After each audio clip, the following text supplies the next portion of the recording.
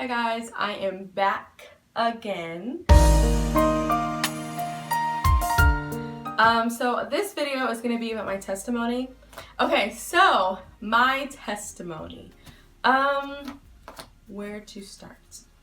So my mom had my sister Felicia when she was 16 years old, and shortly after that she married our biological father, who is the biological father of all of us siblings. All four of us have the same father. So they got married and all that, and my mom had me when she was 20 years old, and then my brother when she was 22, and then Mariah was the last one. And when my mom was pregnant with Mariah, my biological father left her for a 17-year-old, cheated on her, all that stuff. So when I was about 8 years old, they got divorced.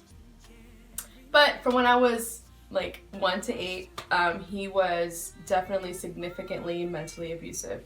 And for something like that to stick with you your whole life, you know, from 1 to 8, and then it stick with you for like when you're in high school and all that, which I'll get into, it's a big deal. So he would point out flaws of me and Felicia. I mean, he would make fun of like her teeth, and he'd make fun of my nose or something about my body or something about my face, and Felicia too. And so he was abusive in that way, and a little bit physically abusive too, to my sister and to my mom. So growing up in something like that, it was difficult.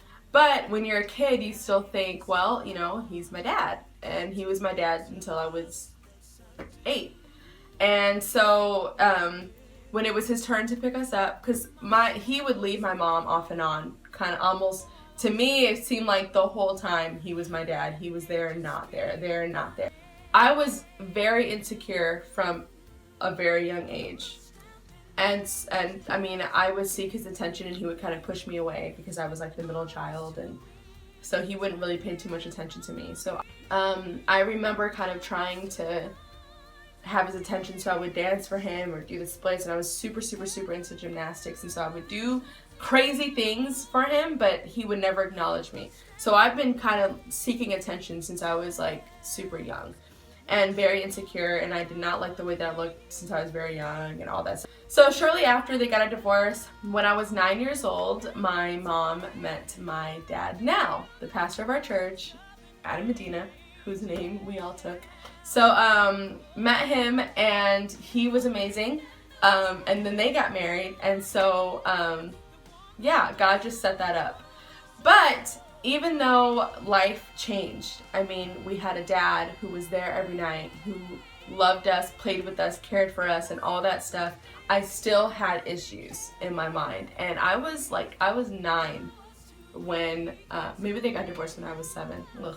But I was 9 when my parents now got married, my dad and my mom, and I still had issues. So I was always seeking attention, always, and I just never can quite get enough attention. And it's no one's fault, but when you grow up with that kind of mindset and with those insecurities, you're never satisfied. And so I was never satisfied, and I had a hard time believing that either of my parents loved me. We moved from California to here in 2002, I think. I was 12. And I hadn't talked to my biological father since I was like 9. So 3 years that I hadn't talked to him at all. And so that was always in the back of my head. I always thought, okay, I have a dad now, but why doesn't my real father want me? Like, why doesn't my real father want to see me or anything? Like, it was a struggle for me to think about that, because I'm like, that's my dad. If I can't believe that he loves me, how can I believe that my new dad is gonna love me? So yeah, so I've been insecure since I was like 4. And so in junior high, that was a struggle. But there was this guy in junior high who I like kind of had a crush on, and he was like, so my friend asked him, she was like, do you like Olivia? And he was like, nah, her nose is too big. And I was like, oh my gosh. And I was like 12 or 13. I was like, and this was 7th grade.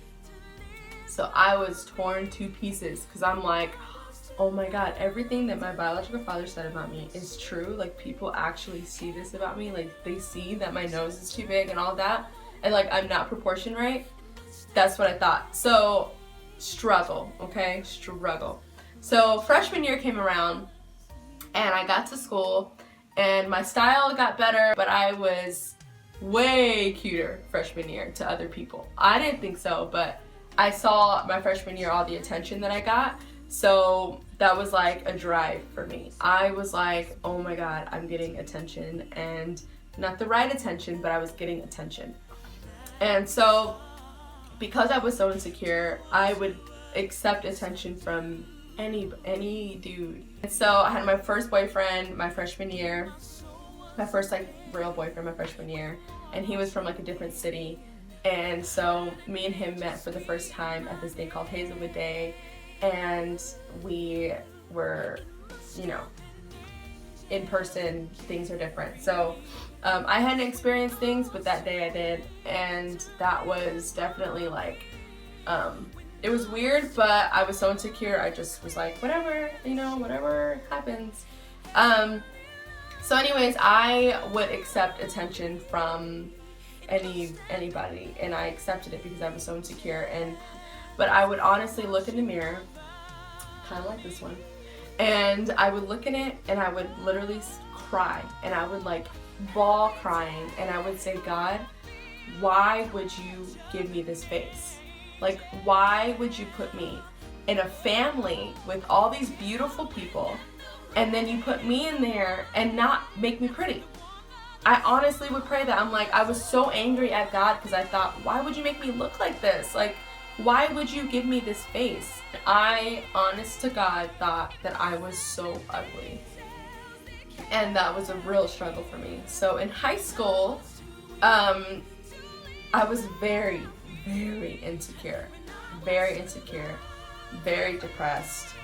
So my parents found out some things that I had been involved in school, like with, you know, just relationships and stupid stuff like that, and what goes with those. And they pulled me out of Hazelwood Central, which was the public school that I went to. And this was the second semester of my junior year. So by the time my junior year came around, I definitely was not, you know, I wasn't innocent like I should have been, like I would have wanted to be. I definitely wasn't where I was supposed to be. And so when my parents pulled me out, I was very depressed. In high school, I made sure that I was like in shape. But when my parents pulled me out of high school and put me in a Christian school, I was so depressed. I gained so much weight. Like, I ate my feelings. I'm one of those people who, when I was depressed, I was eating, you know? And I had just let everything go. And so I ate my feelings away. And I was so depressed at the other school that I went to that I was like, I don't want to be here. I was very depressed. I contemplated suicide in high school. I wanted to kill myself in high school. But man, when I graduated, I wanted to kill myself even more. It just got worse the older I got. And so when I graduated high school, I was at the private school for a year and a half. I graduated there with 10 people. And when I graduated high school, I wanted to kill myself. I had gotten so depressed. I had gotten so insecure. I had gotten so just unhappy with myself in so many ways. Not even just physically, but emotionally. I didn't like who I was on the inside. I didn't like who I was on the outside. I didn't like what I looked like. I felt like I was a stranger in my own home. I felt like God put me in a family that I don't belong to. I just felt so out of place. And there was one time where I think I was 19. Yeah, I think it was 19, where I scared myself because I was really gonna do it. I was really gonna kill myself. And I freaked myself out so bad that I had to tell my parents. The fact that I got to the mindset of saying, I'm gonna do it, this is it, it freaked me out so bad. So, because I got to the point where I just thought, God, why? Like, I literally was just like, why? Like, I am so unhappy with my life. Why aren't you literally giving me another family? Why aren't you making me prettier? Honestly thought, why aren't you doing something about this, God? Can't you do something about this? And So I just got to the point where I really was gonna do it, and I really scared myself because I was so depressed. I had to tell my parents. I'm like, I almost killed myself last night, and I think I need help. So we started praying, and they started praying for me, and I started getting some stuff off my chest and expressing to them how I felt about things and all that stuff. And slowly but surely, I got to the point where I was like, you know what? I gotta just let God in. I gotta give him a chance. I just have to give him a chance. And I did, and I gave him a chance, and I just got on my knees. I got on my knees and I said, you know what, God, I want to do this. I really want to see if you're as powerful and as loving and merciful as I've heard that you are and as I've read in your word. So I did, and you guys, I feel like I probably re-got the Holy Ghost. So this was like 19, and about 6 years ago, wait, I'm 25, yeah, 6 years ago, where I was like, okay, I'm ready, I want to do this. And I'm telling you, it changed my life. And the way that I gave it to God was, I told him everything that I was feeling. I knelt down and I was crying harder than I have ever cried before in my whole entire life. And I told him, I don't like myself. I don't like the way that I look. I hate what I look like. I hate being a part of a family that I don't feel like I belong to. I'm so depressed, God. I'm so insecure, God. I cannot stand my life. I cannot stand everything. I expressed all those things to him. I said, I'm hurt that my biological father left me. I'm hurt that he treated me the way that he treated me. I'm hurt about all these things. And I cried it to him, and I screamed it to him, and I yelled it to him, and he took it away from me. He took the hurt away from me. And that was the most amazing time in my life where I actually found out that God can take the hurt away from you. I didn't know he can do that. I didn't know that he can actually make you not feel a certain way about somebody or something or situations that happen in your life. I didn't know that he can do that, but he can. And it got to the point where I can talk about my biological father and I feel no pain. I feel no emotion. Not that I'm dead to it, but I honestly feel I'm not connected to it in any painful way. And I can talk to you guys about the lowest parts of my life because he delivered me from the open wound of it. Now it's a scar that I can show you guys and say, this is what happened to me. But when I touch it, I don't feel pain. Show you guys and tell you that I've been there. I've been depressed. I've been suicidal. I have been insecure. I've hated the way that I looked, and look where I am now. I can look in that mirror and say I'm beautiful. I could be a part of my family and say I 100% belong. I am called and I'm purposed by God. I can say all those things only because of his mercy, his love, and his grace. And I have come such a long way. And it was a journey. It was a journey. And when I started that 100% walk with God when I was 19 years old, and I said, you know what, this is it. And I actually started to live for him 100%. From then until now, I'm 25 years old. It has been a journey. I just spoke to you guys about the whole single thing and what I had to go through with that, and my identity, what I had to go through with that. It's a journey, and you're gonna go through things. These are gonna happen. But the difference is that everything that happens, I know that God's got me. I'm not insecure in our relationship. I'm not insecure in the fact that I know that he is gonna protect me and that I'm in his hands. And when you go through things with God on your side, everything is easier. Things still are hard. Things still happen, but everything is easier with God on your side. Depression does not have to be a part of your life because God is there. Insecurities do not have to be a part of your life because God is there. God is there for you, and you do not have to be insecure. You do not have to be depressed. You don't have to be in such a low part of your life. You don't have to be, because God is there for you. And he can literally fix everything. He can fix everything. He can make an insecure girl into a very secure, confident woman of God.